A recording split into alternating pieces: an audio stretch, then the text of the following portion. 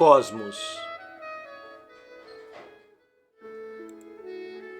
Testes das descrições físicas do mundo. Alexander von Humboldt. Parte 3. Introdução, continuação.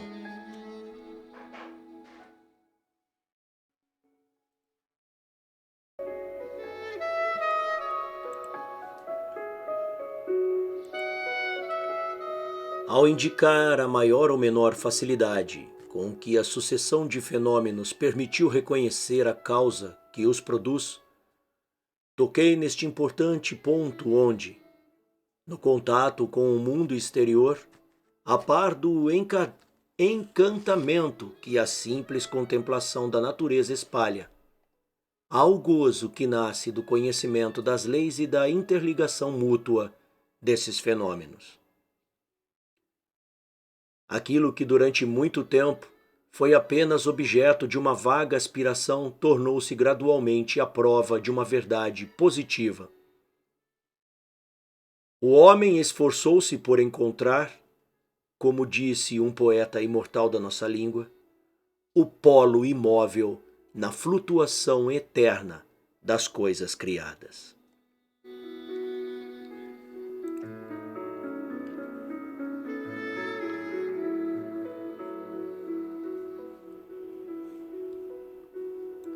Para chegar à fonte desta alegria nascida do trabalho de pensamento, basta olhar para os primeiros esboços da filosofia da natureza, ou da antiga, doutrina dos cosmos.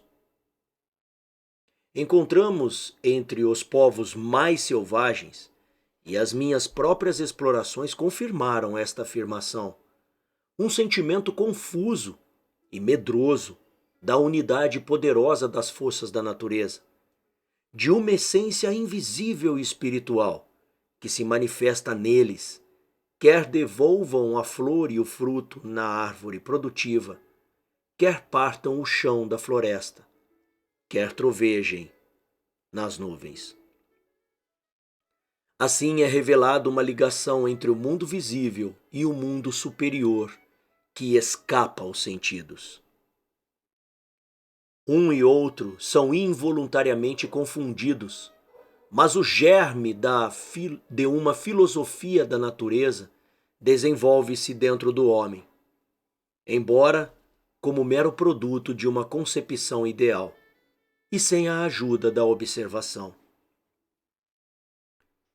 Entre os povos mais atrasados da civilização, a imaginação é alimentada por criações bizarras e fantásticas. A predileção pelo simbolismo influencia as ideias e as línguas ao mesmo tempo.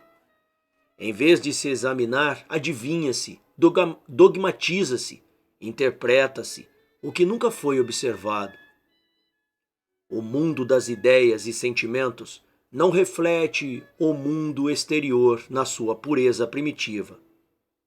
O que em algumas regiões da Terra não se manifestou como um rudimento da filosofia natural, mas apenas entre um pequeno número de indivíduos dotado de um elevado nível de intelecto.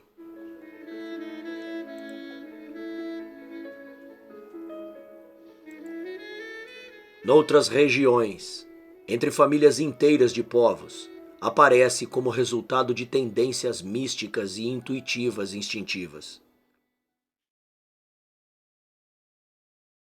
É nas relações íntimas com a natureza, na vivacidade e profundidade das emoções a que dá vida, que se encontra também os primeiros impulsos para o culto, para uma santificação das forças destrutivas ou conservadoras do universo. Mas como o homem, ao passar pelas várias fases de seu desenvolvimento intelectual, vem a gozar livremente do poder regulador da reflexão, a separar, por um ato de emancipação progressiva, o mundo das ideias e o mundo das sensações, não pode contentar-se com um pressentimento vago da unidade das forças da natureza, o exercício do pensamento começa a cumprir a sua elevada missão. A observação, tornada frutuosa pelo raciocínio, chega com fervor às causas dos fenômenos. A história da ciência ensina-nos que não tem sido fácil satisfazer as necessidades de uma curiosidade tão ardente. Observações pecaminosamente exatas e incompletas deram origem, por falsas induções, a esse grande número de cálculos físicos que se perpetuaram entre as preocupações populares de todas as classes da sociedade. É assim que, a par de um conhecimento sólido e científico dos fenômenos, foi preservado um sistema de fenômenos mal observados, o que é ainda mais difícil de destruir, pois não se tem em conta nenhum dos fatos que o contrariam. Este empirismo, uma triste herança de séculos anteriores, mantém invariavelmente os seus axiomas. É arrogante, como tudo que é limitado, enquanto a física, fundada na ciência, duvida, porque tenta ir mais fundo. Separa o que é certo e o que é meramente provável, e aperfeiçoa constantemente as teorias, alargando o círculo das suas observações. Essa coleção de dogmas incompletos de um século legou ao outro, essa física feita de preocupações populares, não só é peremptória porque perpetua o erro com a obstrução que é sempre suportada pelo testemunho de fatos imperfeitamente observados, mas também proíbe o espírito de voar para os grandes horizontes da natureza. Em vez de procurar o estado médio em torno do qual, na aparente independência de forças, todos os fenômenos do mundo externo oscilam, deseja a oportunidade de multiplicar as exceções da lei, investiga nos fenômenos e nas formas orgânicas outras maravilhas que não as de uma sucessão regular ou de um desenvolvimento interno e progressivo.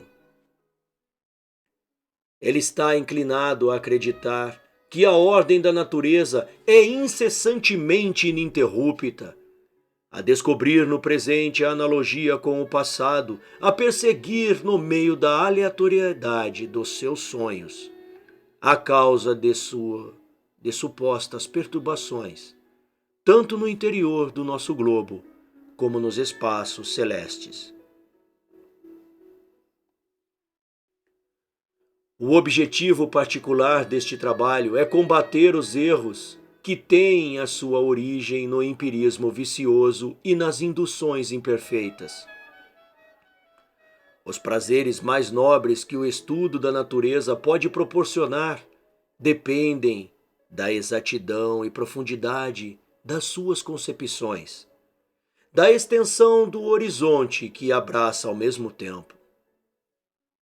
Com o cultivo da inteligência cresceu, em todas as classes da sociedade, uma necessidade de embelezar a vida, aumentando a massa de ideias e os meios de a generalizar.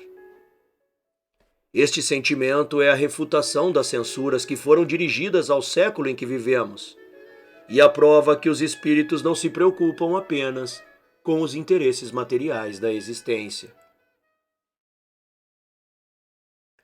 Não toco sem lamentar um medo que parece nascer de uma visão limitada ou de um certo sentimentalismo suave da alma.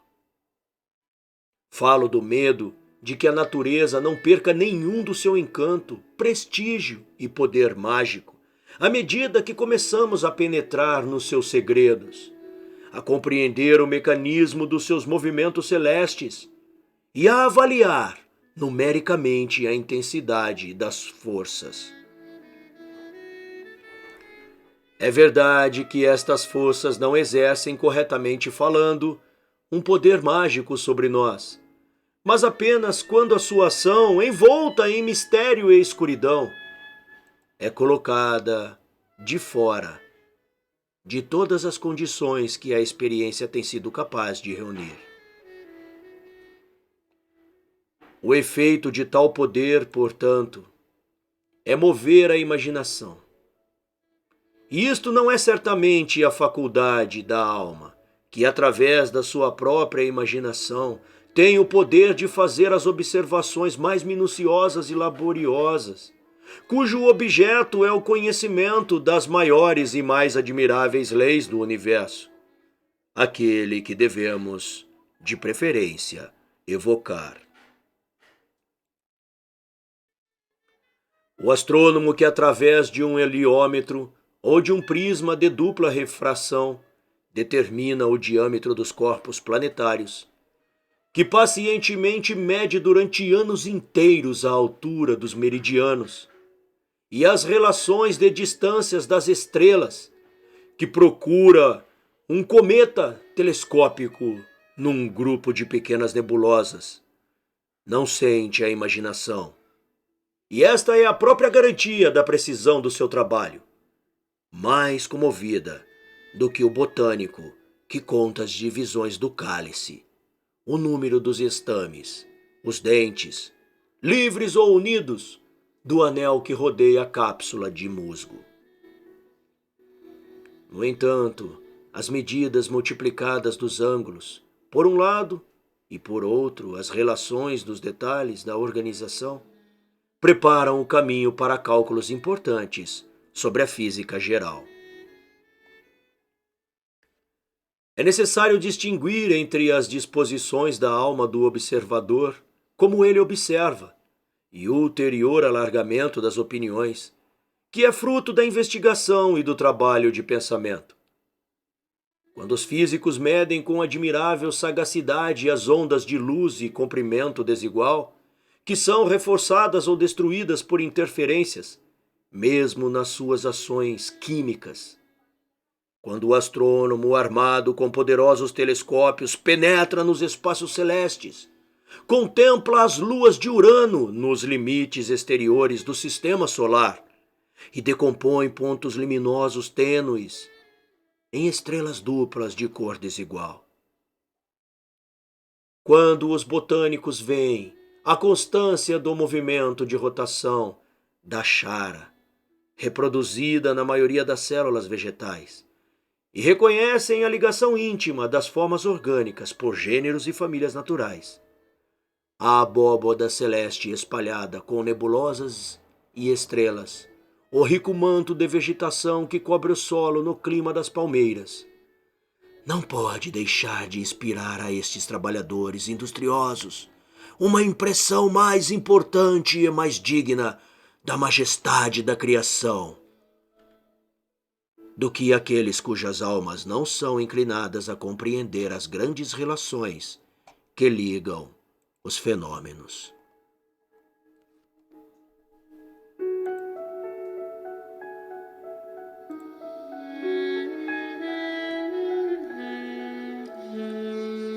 Não posso, portanto, concordar com Burke quando, numa das suas obras engenhosas, afirma, abre aspas, que a nossa ignorância das coisas da natureza é a causa principal da admiração que elas inspiram em nós e a fonte da qual nasce o sentimento do sublime.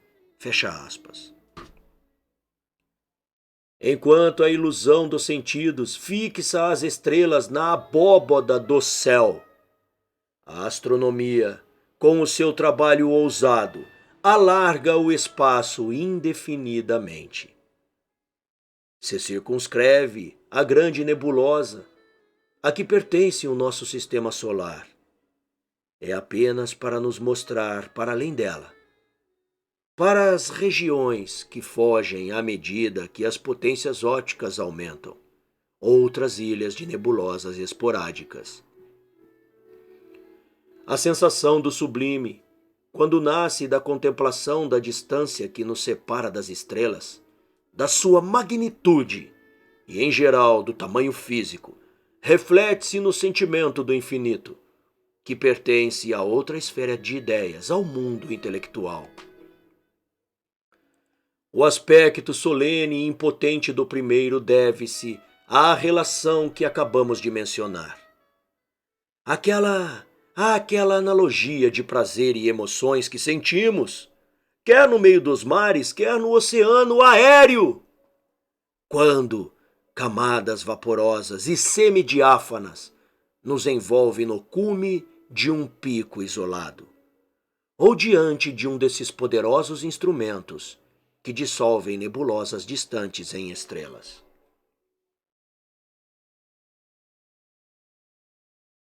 Nota do narrador.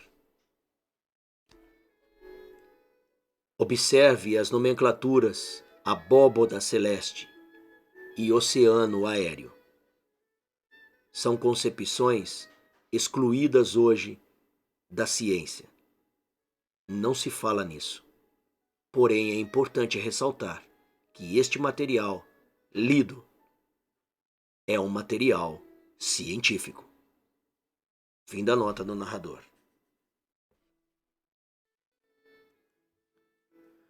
O trabalho que consiste em acumular obras de pormenor não relacionadas pode, é verdade, ter levado ao erro profundamente inveterado de que o estudo das ciências exatas deve necessariamente arrefecer os sentidos e diminuir os nobres prazeres da contemplação da natureza. Aqueles que, na época em que vivemos, no meio do avanço de todos os ramos do nosso conhecimento e da própria razão pública, ainda alimentam tal erro, não apreciam suficientemente cada progresso da inteligência, nem o que a arte pode esconder no detalhe de fatos isolados, para se elevarem a resultados gerais.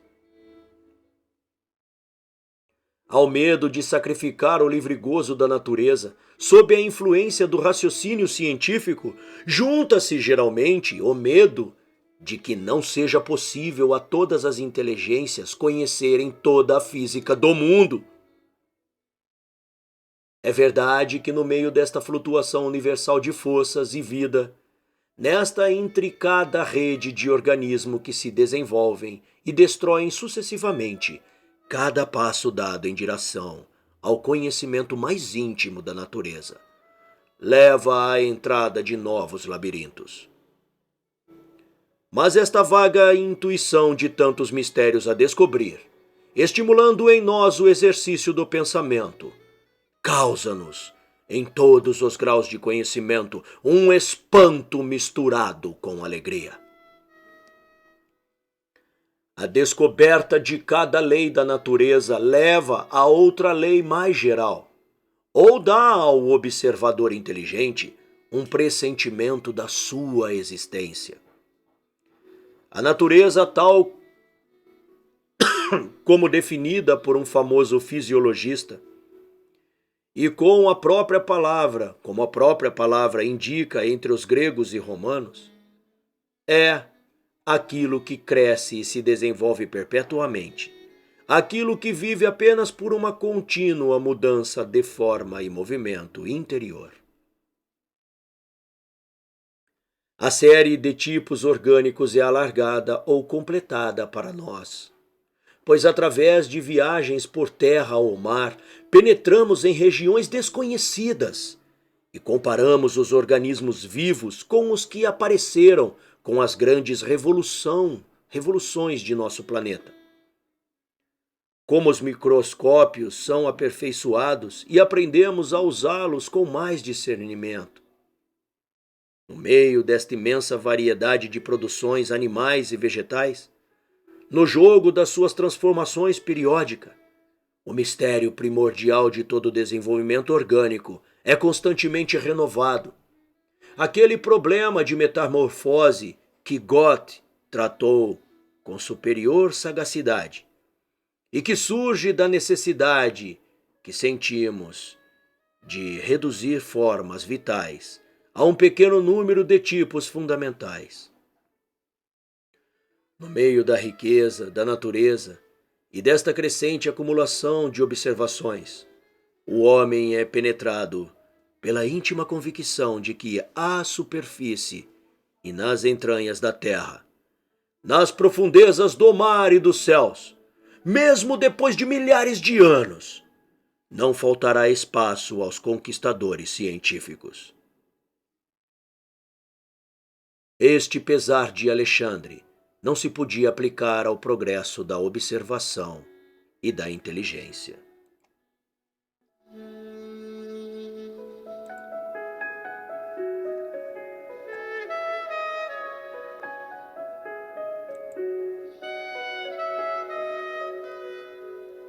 As considerações gerais, quer se refiram à matéria aglomerada em corpos celestes ou à distribuição geográfica dos organismos terrestres, não só são mais atrativas em si mesmas do que estudos especiais, como também oferecem grandes vantagens àqueles que não podem passar muito tempo neste tipo de ocupação. Os vários ramos da história natural são acessíveis apenas a certas posições da vida social. Nem apresentam o mesmo encanto em todas as estações do ano e em todos os climas. Nas partes inóspitas do norte, somos privados durante muito tempo do espetáculo oferecido aos nossos olhos pelas forças produtivas da natureza orgânica. E se o nosso interesse se limitar a uma classe de objetos, os contos mais animados de viajantes que atravessaram países distantes não terão qualquer atração para nós, a menos que se refiram aos próprios objetos da nossa predileção. Da mesma forma que a história dos povos, se pudesse sempre alcançar com sucesso as verdadeiras causas dos acontecimentos, seria capaz de resolver o eterno enigma das oscilações que o movimento, sucessivamente progressivo ou retrógrado da sociedade humana, está a experimentar. Assim também a descrição física do mundo, a ciência do cosmos, se fosse concebida por uma alta inteligência e baseada no conhecimento de tudo que foi descoberto até uma determinada época, eliminaria uma parte das contradições que as complicações dos fenômenos e que se baseia numa multiplicidade de perturbações simultâneas parece oferecer à primeira vista. O conhecimento das leis seja revelado nos movimentos do oceano, na marcha calculada dos cometas ou nas atrações mútuas das estrelas, ou nas atrações mútuas das múltiplas estrelas, aumenta o sentimento calmo da natureza, como se a discórdia dos elementos, um constante fantasma do espírito humano nas suas primeiras intuições, estivesse a enfraquecer à medida que as ciências estendem o seu império. As opiniões gerais habituam-nos a considerar cada organismo como parte de toda a criação, a reconhecer na planta e no animal, não a espécie isolada, mas uma forma unida na cadeia de seres. Há outras formas, vivas ou mortas, ajudando-nos a reconhecer as relações que existem entre as descobertas mais recentes e as que as prepararam.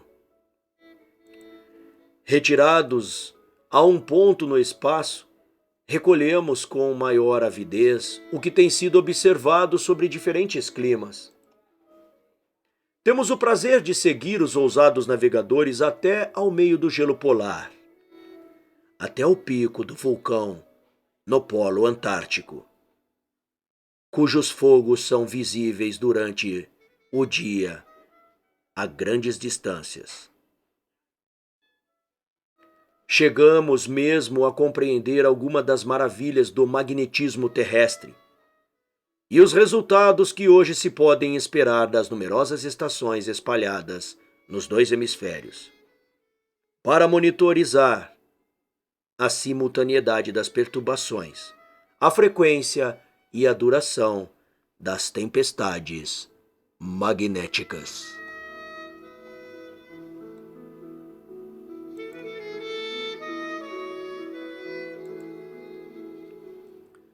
Estou autorizado a avançar no campo das descobertas, cujas consequências só podem ser apreciadas por aqueles que se dedicaram ao estudo da física geral.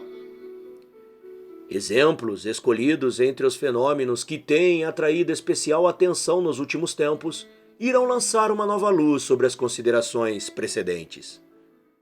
Sem um conhecimento preliminar da órbita dos cometas, a importância da descoberta do cometa Encke, cuja órbita elíptica está incluída nos limites estreitos do nosso sistema planetário, e que revelou a existência de um fluido etéreo que tende a diminuir a força centrífuga e a duração das revoluções, seria incompreensível. Numa altura em que tantas pessoas, curiosas por uma paz relativa, têm prazer em misturar a vagueza científica nas conversas do dia, os medos que antes reinavam em relação à colisão de corpos celestes ou de uma pretensa inversão dos climas renovam-se de diferentes formas, sonhos da imaginação, tanto mais enganadores porque têm a sua origem em preconceitos dogmáticos. A história da atmosfera e das variações anuais de sua temperatura é suficientemente antiga para nos ter mostrado a reprodução de pequenas oscilações em torno do calor médio de um determinado lugar, e assim nos advertir contra o medo exagerado da deteriorização geral e progressiva dos climas da Europa. O cometa Encke, um dos 3 cometas anteriores, termina a sua carreira em 1.200 dias. E pela forma e posição de sua órbita, não é mais perigosa para a Terra do que o grande cometa Halley, de 76 anos, menos belo em 1835 do que em 1759. Nem que o cometa interior de Biela, que, embora seja verdade que corta a órbita da Terra, só pode chegar muito perto de nós quando a sua proximidade do Sol coincide com um solstício de inverno. A quantidade de calor que um planeta recebe e cuja distribuição desigual determina as variações meteorológicas na atmosfera depende tanto da força fotogênica do Sol, ou seja, do estado dos seus envelopes gasosos, como da posição relativa do planeta e do corpo central. De acordo com as leis da gravitação universal, a forma da órbita terrestre ou a inclinação do eclíptico, ou seja, ângulo que o eixo da Terra faz com o plano da sua órbita, sofre variações periódicas. Mas estas são tão lentas e confinadas dentro de limites tão estreitos que os seus efeitos térmicos não serão vistos pelos nossos instrumentos atuais durante milhares de anos.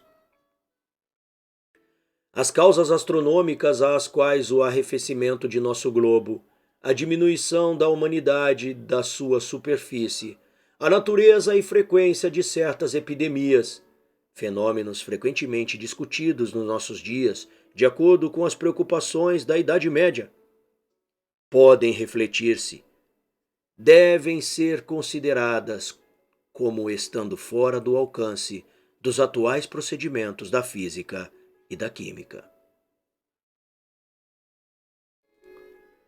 A astronomia física oferece-nos outros fenômenos que não podem ser conhecidos em toda sua magnitude sem estarem preparados para eles por noções gerais das forças que animam o universo. Tal é o imenso número de estrelas, ou melhor, de sóis duplos, que, girando em torno de um centro de gravidade comum, nos revelam a existência da atração newtoniana dos mundos mais remotos. A abundância ou raridade das manchas do Sol, ou seja, das aberturas que se formam nas atmosferas luminosas e opacas, em que o seu núcleo sólido está envolvido. As quedas irregulares das estrelas errantes, no dia 13 de novembro e no dia de São Lourenço. O anel de asteroides, que provavelmente cortam a órbita da Terra e se movem com velocidade planetária. Se descermos das regiões celestes para a Terra, queremos conceber as relações que existem entre as oscilações do pêndulo num espaço cheio de ar. Oscilações cuja teoria foi aperfeiçoada por Bessel e a densidade do nosso planeta. E perguntamos como é que o pêndulo, desempenhando as funções de uma sonda, nos ilumina até certo ponto sobre a constituição geológica das camadas situadas em grandes profundidades. Existe uma surpreendente semelhança entre a formação das rochas granulares, que formam fluxos de lava nas encostas dos vulcões ativos, e aquelas massas endógenas de granito, pórfiro e serpentina, que nascidas do seio da Terra, se rompem como rochas eruptivas às margens dos vulcões.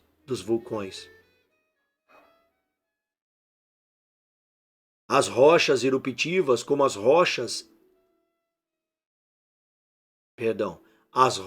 eruptivas quebram os bancos secundários, modificando-os por contato e tornando-os mais duros através da sílica que lhes é introduzida, quer reduzindo-os ao estado de dolomite, quer produzindo cristais de composições muito diferentes.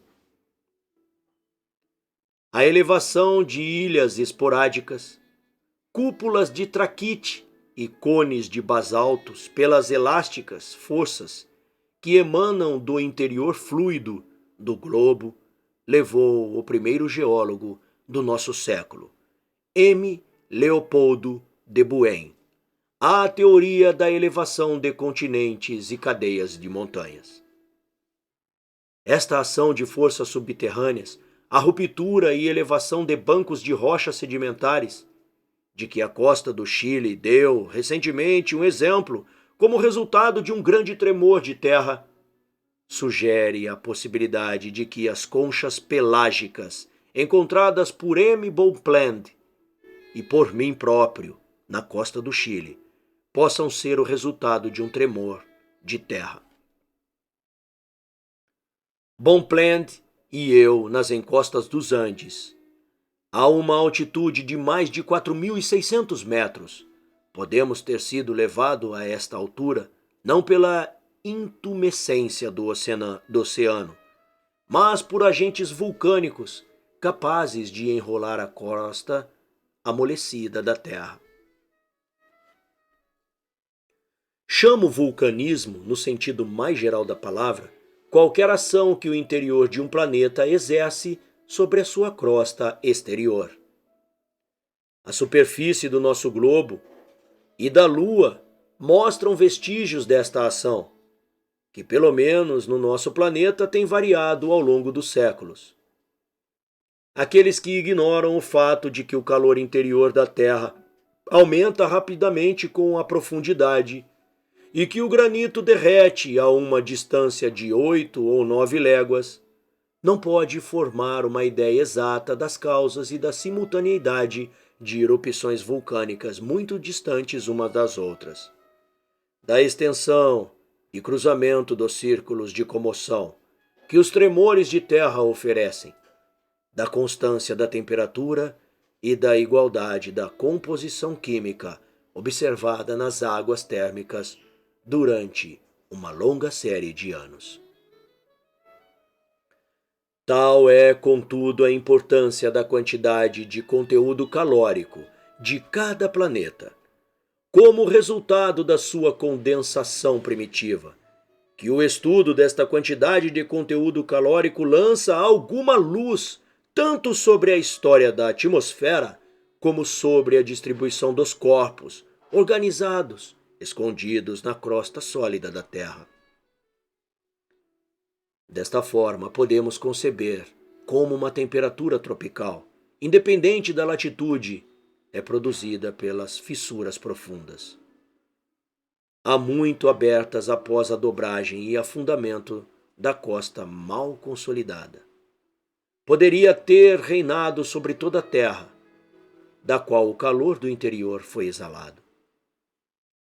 Este estudo mostra-nos um estado antigo das coisas, em que a temperatura da atmosfera e os climas em geral se deviam mais à libertação de calor e de várias emanações gasosas, ou seja, à reação energética do interior para o exterior, do que à relação da posição da Terra em frente do corpo central, o Sol.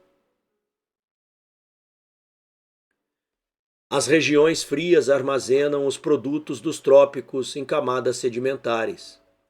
No solo a ferver estão fechados os troncos das palmeiras, que permaneceram de pé, e misturada com coníferas, fetos arborescentes, goniatites e peixes com escamas ósseas romboidais. No calcário do Jura, enormes esqueletos de crocodilos e plesiosauros, planulitos e troncos de cicadáceas. Nos gredos, pequenos polialaranos e briozoãs, as mesmas espécies que vivem mesmo nos mares atuais. No tripé, ou xisto não polido, semi-opala e opala farinhenta, imensas aglomerações de infusórios silenciosos que Clirenberg examinou com o seu microscópio vivificador. Finalmente, no terreno de transporte e em certas cavernas, os ossos de elefantes, hienas e leões, familiares como estamos hoje com as grandes vistas da física do globo. Estas produções de climas quentes, sendo encontradas no estado fóssil nas regiões do norte, já não despertam em nós uma curiosidade estéril, mas torna-se os objetos mais dignos de meditações e novas combinações.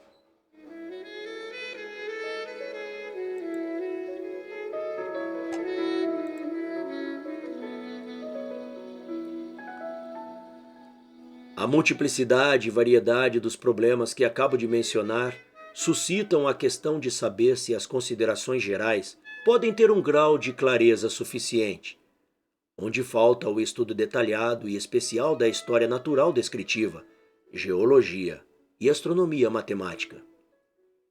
Penso que é necessário distinguir desde o início entre aquele que deve tomar as observações dispersas e examiná-las em profundidades a fim de mostrar a sua ligação, e aquele a quem esta ligação deve ser transmitida sob a forma de resultados gerais.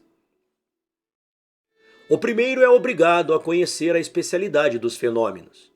É necessário que, antes de chegar à generalização das ideias, tenha pelo menos parcialmente coberto o domínio da ciência, que tenha observado, experimentado e medido por si próprio. Não negarei que onde faltam conhecimentos positivos, os resultados gerais, que nas suas relações contínuas dão encanto à contemplação da natureza, não podem ser todos desenvolvidos com o mesmo grau de luz. Mas estou inclinado a acreditar, no entanto, que no trabalho que estou a preparar sobre a física do mundo, a parte mais considerável das verdades será apresentada em todas as provas, sem que seja necessário voltar sempre aos princípios e noções fundamentais. Este quadro da natureza, embora em muitas das suas partes possa apresentar um esboço vago, não será menos adequado para fertilizar a inteligência, alargar a esfera das ideias e nutrir e animar a imaginação. Talvez não seja sem razão que muitas obras científicas alemãs têm sido criticadas por terem diminuído, pela acumulação de pormenores, a impressão e o valor dos resultados gerais. por não terem separado suficientemente estes grandes resultados que formam, por assim dizer, os pontos altos das ciências, da longa enumeração dos meios pelos quais foram obtidos. Esta censura fez com que os mais ilustres dos nossos poetas dissessem, com humor, abre aspas, os alemães têm o dom de tornar as ciências inacessíveis. Fecha aspas. O próprio edifício não pode produzir o efeito que se espera dele, desde que seja obstruído pela estrada que teve de ser construída para o construir. Assim, a uniformidade de forma obtida na distribuição das massas continentais, que terminam todas ao sul, sob a forma de pirâmide, e se alargam para o norte, a lei que determina a natureza dos climas, a dicção de suas correntes no oceano e na atmosfera, a passagem de certos tipos de vegetação, a passagem de certos tipos de massas, a distribuição das massas de terra. É um fator muito importante na distribuição das massas na Terra. As operações geodésicas e astronômicas, através das quais estas formas piramidais dos continentes foram determinadas, podem ser claramente compreendidas sem qualquer conhecimento das operações geodésicas astronômicas, através das quais foram determinadas. Da mesma forma, a geografia física ensina-nos por quantas léguas o eixo equatorial do globo é mais importante que o eixo polar. A igualdade média do achatamento dos dois hemisférios, sem que seja necessário mostrar, tal qual viemos a reconhecer pela mediação dos graus no meridiano ou pelas observações do pêndulo, que a verdadeira figura da Terra não é exatamente a de uma elipsoide de revolução regular, e que esta figura se reflete nas desigualdades dos movimentos lunares. Os grandes horizontes da geografia comparativa não começaram a assumir uma solidez e brilho ao mesmo tempo, até o aparecimento da admirável obra intitulada Estudos da Terra na sua relação com a natureza e com a história do homem, na qual Charles Ritter caracterizou tão poderosamente a fisionomia do nosso globo e mostrou a influência da sua configuração oriental tanto sobre os fenômenos físicos que ocorrem na superfície, como sobre a emigração dos povos, as suas leis, os seus costumes e todos os principais fenômenos históricos de que é o teatro.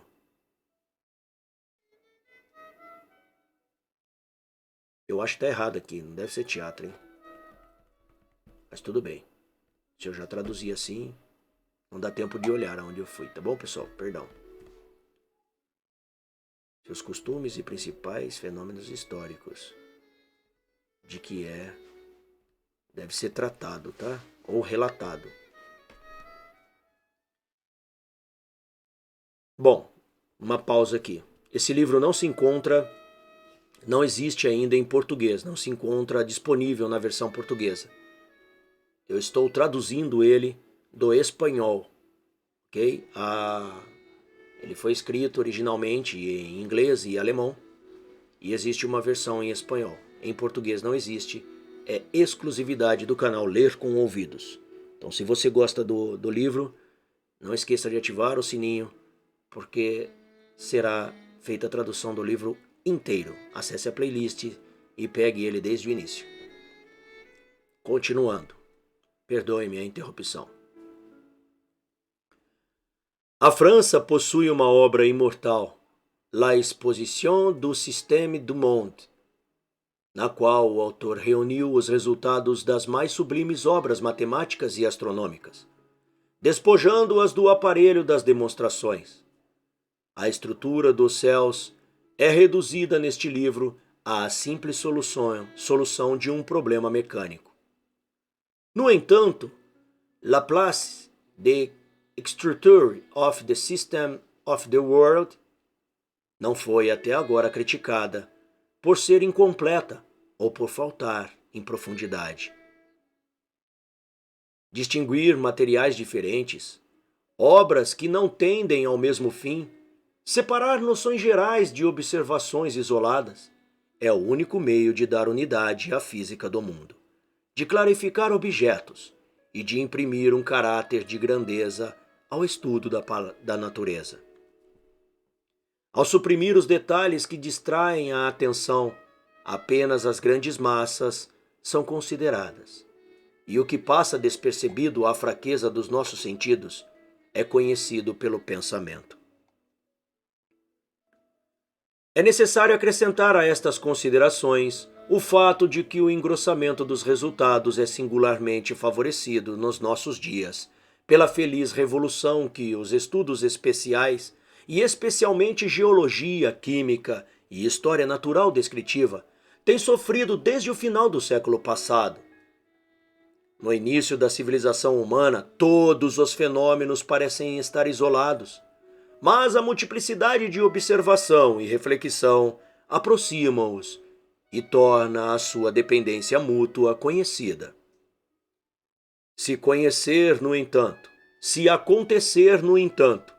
que num século marcado pelo mais brilhante progresso, como o nosso, há uma falta de ligação entre fenômenos em algumas das ciências, são de esperar descobertas que são ainda mais importantes, porque estas mesmas ciências foram cultivadas com uma particular sagacidade de propósito e uma particular predileção.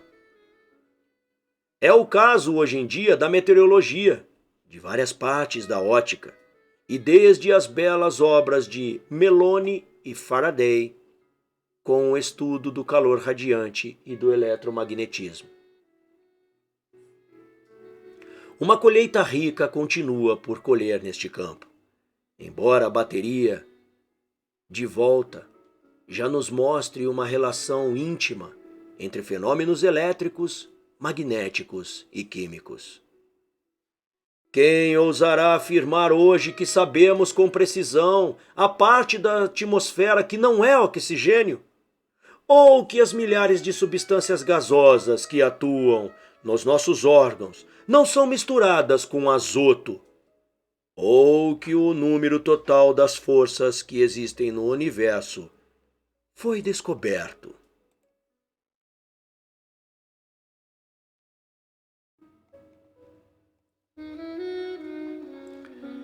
Neste ensaio sobre a física do mundo, não se trata de reduzir o conjunto dos fenômenos sensatos a um pequeno número de princípios abstratos, sem outra base que não seja a razão pura. A física do mundo que estou a tentar apresentar não tem qualquer pretensão de se elevar às perigosas abstrações de uma ciência puramente racional da natureza. É uma geografia física unida à descrição dos espaços celestes e dos corpos que preenchem esses espaços. Estranho às profissões da filosofia puramente especulativa, o meu ensaio sobre o cosmos é a contemplação do universo, fundada num empirismo racional.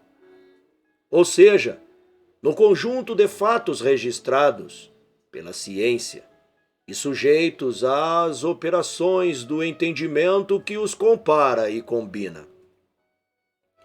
É apenas dentro destes limites que o trabalho que realizei se insere na esfera de trabalho a que dediquei a longa carreira de minha vida científica. Não me atrevo a entrar numa esfera onde não saberia como me mover livremente, mesmo que outros, por sua vez, a possam tentar com sucesso. A unidade que estou a tentar estabelecer no desenvolvimento dos grandes fenômenos do universo é a que é oferecida pelas composições históricas. Creio que as descrições do universo e da história civil são colocadas no mesmo nível de empirismo. Mas ao submeter os fenômenos físicos aos fenômenos físicos do universo, e da história do mundo civil, não sou capaz de os deduzir apenas das ideias, ou seja, racionalmente construídas, mas creio que a descrição do universo e da história civil são colocadas no mesmo nível de empirismo. Mas ao submeter... Só um pontinho aqui.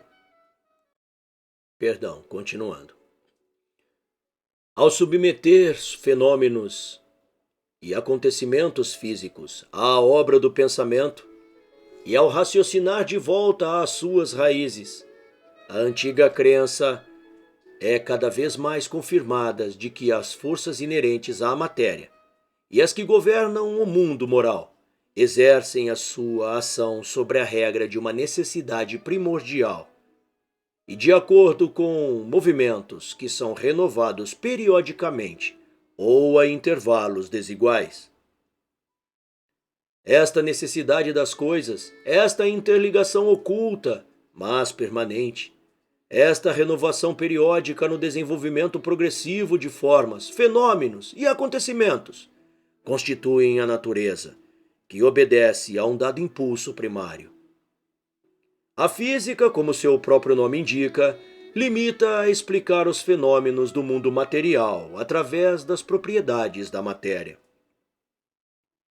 O objetivo último das ciências experimentais é, portanto, o de se elevar à existência das leis e de as generalizar progressivamente. Tudo o que vai além disto não está no domínio da física do mundo e pertence a um tipo mais elevado de especulação.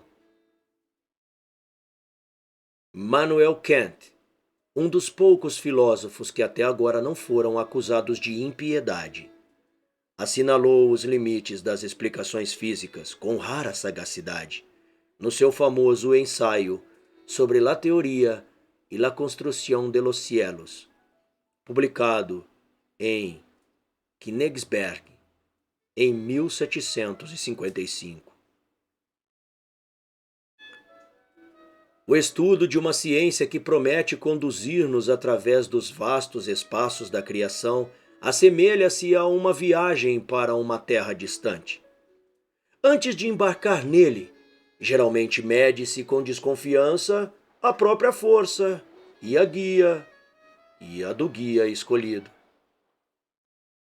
O medo que reconhece a abundância e a dificuldade do assunto como causa é diminuído, se tivermos em conta, como dissemos acima, que, com a riqueza do trabalho, nos nossos dias, o conhecimento cada vez mais íntimo da ligação dos fenômenos também aumentou. O que no círculo mais estreito do nosso horizonte há muito parecia inexplicável, foi geralmente embelezado de uma forma inesperada por investigações feitas em regiões distantes. No reino animal como no reino vegetal, as formas orgânicas que permaneceram isoladas foram unidas por cadeias intermediárias, formas ou tipos transitórios. Espécies, gêneros, famílias inteiras, próprias de um continente, aparecem como que refletidas em forma análogas de animais e plantas do continente oposto, e assim a geografia dos seres é completada. São, por assim dizer, equivalentes que se complementam e substituem uns aos outros na grande série de organismos. A transição e a ligação baseiam-se sucessivamente numa redução ou desenvolvimento excessivo de certas partes, na soldadura conjunta de diferentes órgãos, na preponderância resultante de uma falta de equilíbrio no equilíbrio das forças, nas relações com formas intermediárias, que, longe de serem permanentes, determinam apenas certas fases dos desenvolvimentos normais.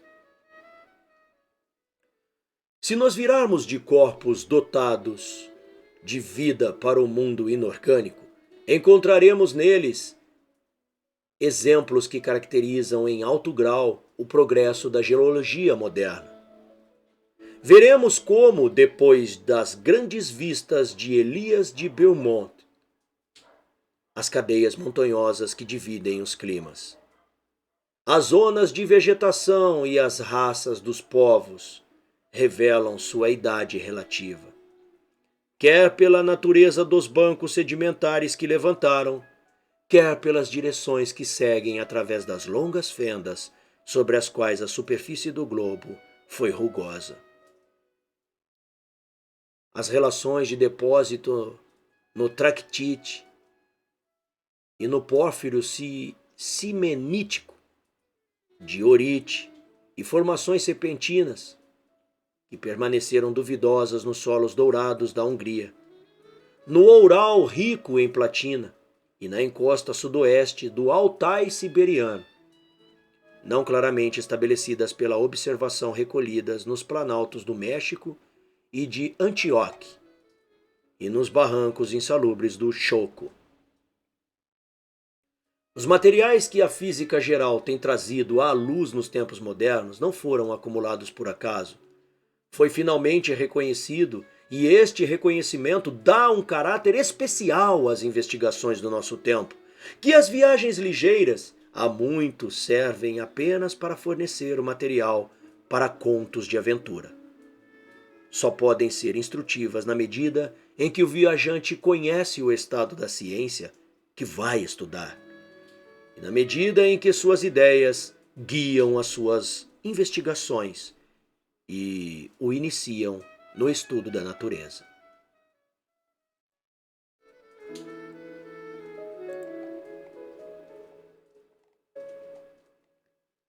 Por esta tendência para concepções gerais, perigosas apenas nos seus abusos, uma parte considerável do conhecimento físico já adquirido pode tornar-se propriedade comum de todas as classes da sociedade. Mas esta piedade só tem valor na medida em que a instrução prolongada contrasta pela importância dos objetos que trata e pela dignidade das suas formas, com coleções insubstanciais, que até o final do século XVIII foram conhecidas pelo nome impróprio do conhecimento popular. Gostaria de me convencer de que as ciências, colocadas numa linguagem simultaneamente grave e animada, devem oferecer àqueles que, fechados no círculo estreito dos desejos da vida, se envergonham de serem há muito estranhos ao comércio íntimo da natureza, e de lhe terem sido indiferentes, uma das alegrias mais vivas que se podem experimentar, a de enriquecer a sua compreensão com novas concepções. Este comércio, através das emoções a que dá origem, desencadeia, por assim dizer, em nós, órgãos há muito adormecidos. Assim chegamos a ver num relance o que, nas descobertas físicas, alarga a esfera da inteligência e contribui por aplicações felizes para as artes mecânicas e químicas, para o desenvolvimento da riqueza nacional. Um conhecimento mais exato das ligações dos fenômenos liberta-nos também de um erro, ainda muito difundido, a saber que, no que respeita ao progresso das sociedades humanas e à sua prosperidade industrial, todos os ramos do conhecimento da natureza não têm o mesmo valor intrínseco. As ciências matemáticas, o estudo de corpos organizados, o conhecimento do eletromagnetismo e a investigação das propriedades gerais da matéria nos seus diferentes estados de agregação molecular são arbitrariamente classificadas em importância. Aquilo que designa por investigação puramente teórica é para ser desprezado. Esquece-se, e no entanto, este é um ponto de longa data, que a observação de um fenômeno totalmente isolado na aparência contém frequentemente o germe de uma grande descoberta. Quando Aloysius Gallieni estimulou pela primeira vez a fibra nervosa pelo contato ocidental de dois metais heterogêneos, os seus contemporâneos estavam longe de esperar que a ação da bateria de volts nos fizesse ver em alcalis, metais com brilho de prata, nadando sobre a água e eminentemente inflamáveis, que a mesma bateria se tornaria um poderoso instrumento de análise química, um termoscópio e um ímã. Quando Huygens observou pela primeira vez em 1678 um fenômeno de polarização, ou seja, a diferença entre dois raios em que um feixe que dá luz é dividido quando passa por um cristal duplamente refratário, não esperava que, um século e meio depois, a grande descoberta da polarização cromática por M. Arago levasse a esta ascensão. Arago levaria este astrônomo físico a resolver, através de um pequeno fragmento de faísca da Islândia, as importantes questões de saber se a luz emana de um corpo sólido ou de um envelope gasoso, e se aquilo que os cometas nos enviam é próprio ou refletido. Uma estima igual por todos os ramos das ciências matemáticas, físicas e naturais é a necessidade de uma era em que a riqueza material das nações e a sua crescente prosperidade se baseiam principalmente numa utilização mais engenhosa e mais racional das produções e das forças da natureza. Um rápido olhar sobre o atual estado da Europa será suficiente para mostrar que, no meio desta competição desigual dos povos na corrida das artes industriais, o isolamento e a preguiça indubitavelmente têm o efeito de diminuir ou aniquilar completamente a riqueza nacional. Acontece na vida dos povos como na natureza, na qual, segundo a feliz expressão de Goethe, abre aspas, o desenvolvimento e o movimento não conhecem ponto de paragem, lançando a sua maldição sobre tudo que suspende a vida. Fecha aspas. A divulgação de estudos científicos sérios ajudará a evitar os perigos que mencionei aqui.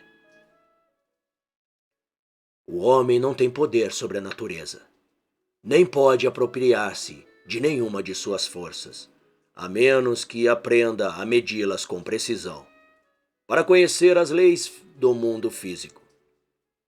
O poder da sociedade humana, como Bacon disse, é a inteligência. Este poder sobe e afunda com ele. Mas o conhecimento resultante do trabalho livre do pensamento não é apenas um dos prazeres do homem. É também o antigo e indestrutível direito da humanidade. Está entre as suas riquezas e é muitas vezes a compensação pelos bens que a natureza distribuiu parcimoniosamente sobre a terra. Os povos que não participam suficientemente, ativamente no processo industrial, na escolha e preparação dos primeiros materiais, nas felizes aplicações da mecânica e da química, em que esta atividade não penetre em todas as classes da sociedade, devem cair infalivelmente da prosperidade que adquiriram. O empobrecimento é tanto mais rápido quanto os estados vizinhos rejuvenescem as suas forças pela feliz influência das ciências sobre as artes. Tal como nas esferas superiores do pensamento e do sentimento, na filosofia, na poesia e nas belas artes, o primeiro objetivo de todo estudo é um objeto interior, o de alargar e fertilizar a inteligência, assim também a descoberta das leis, do princípio da unidade que se revela na vida universal da natureza, é o termo para o qual as ciências devem entender diretamente. Seguindo o caminho que acabamos de traçar, os estudos físicos não serão menos úteis ao progresso da indústria, que é também uma conquista digna da inteligência do homem sobre a matéria. por uma feliz ligação de causas e efeitos, geralmente, mesmo sem que o homem o tenha previsto, o verdadeiro, o belo e o bom estão unidos ao útil. A melhoria das culturas cultivadas por mãos livres e nas propriedades de uma propriedade mais pequena. Porra, mais pequena forçou, hein? Perdão aí, pessoal. Traduzi errado, tá? Vou até corrigir aqui. Numa propriedade menor. Em espanhol, mais pequena. É permitido. Deixa eu colocar aqui, menor. Porra, vou ler de novo isso aqui que ficou feio, hein? Doeu meu rim. A melhoria das culturas cultivadas por mãos livres e nas propriedades de uma propriedade menor. O estado florescente das artes mecânicas, libertadas dos obstáculos que o espírito de corporação lhes impunha. O comércio desenvolvido e vivificado pela multiplicidade dos meios de contato entre os povos. Tais são os resultados gloriosos do progresso intelectual e da perfeição das instituições políticas em que este progresso se reflete. O quadro da história moderna é a este respeito capaz de convencer os mais teimosos.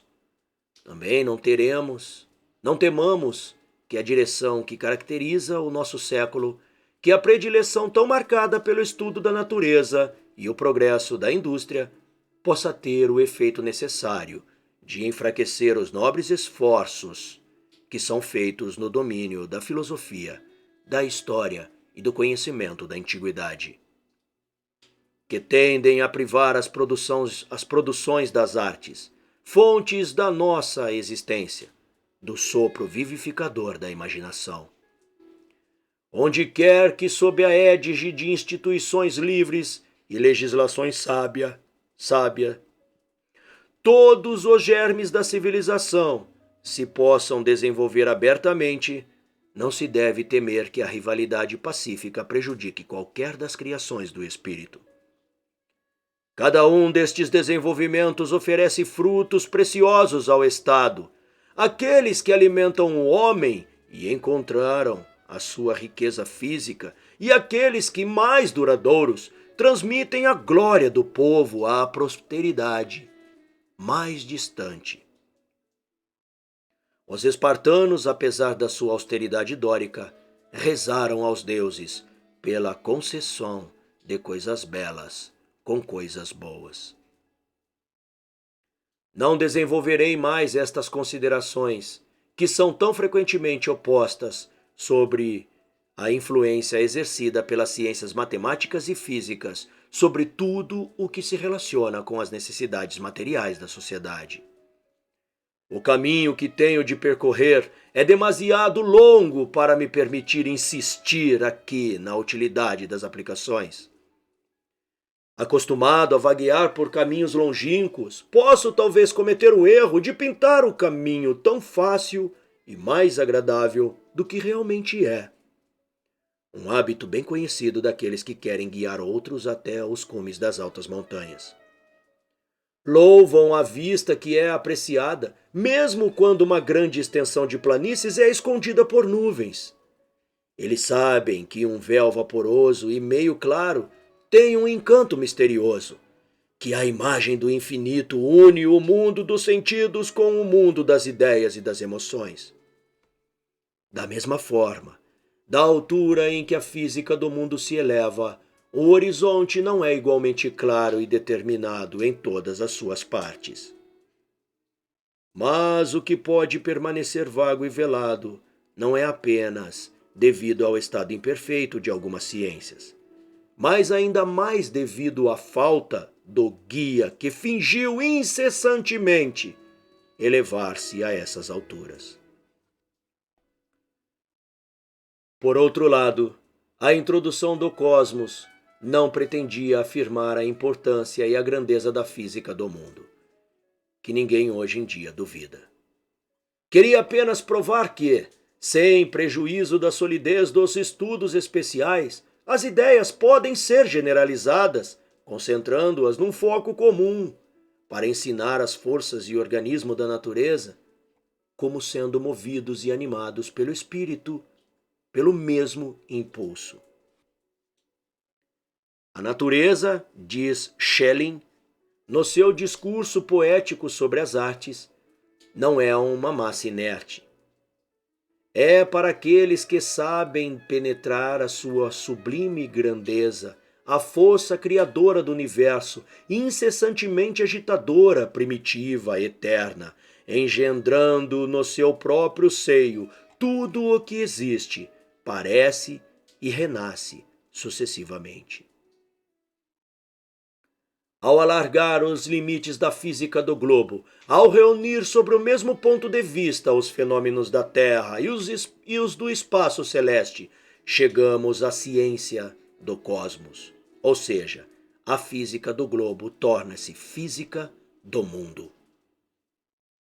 Um destes nomes é formado à imitação do outro.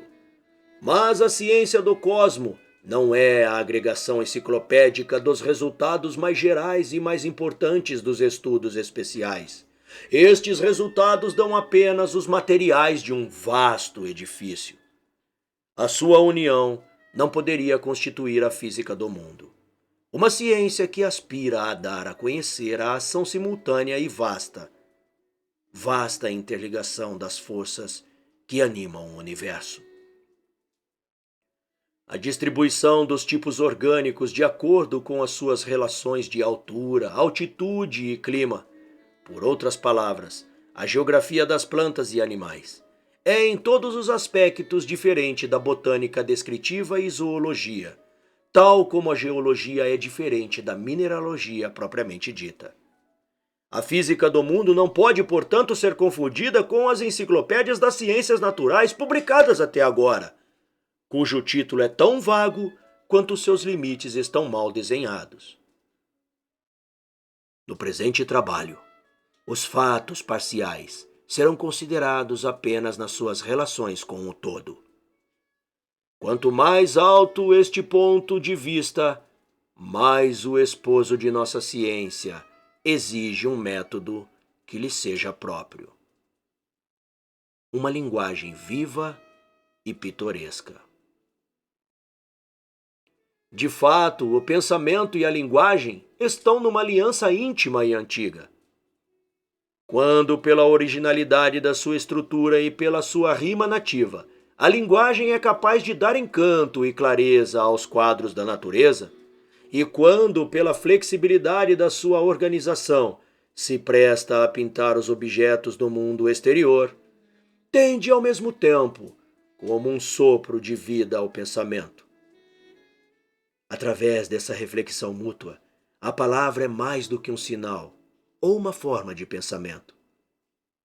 A sua influência benéfica manifesta-se, sobretudo, na presença de um solo nativo, pela ação espontânea do povo do qual é uma expressão viva.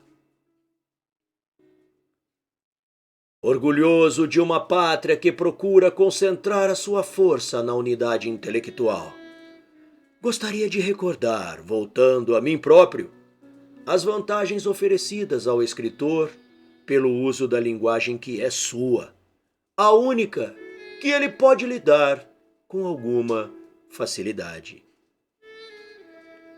Feliz é ele se, ao descrever os grandes fenômenos do universo, lhe for permitido penetrar nas profundezas de uma linguagem que, durante séculos, influenciou poderosamente os destinos humanos pelo livre fluxo do pensamento, bem como pelas obras da imaginação criativa.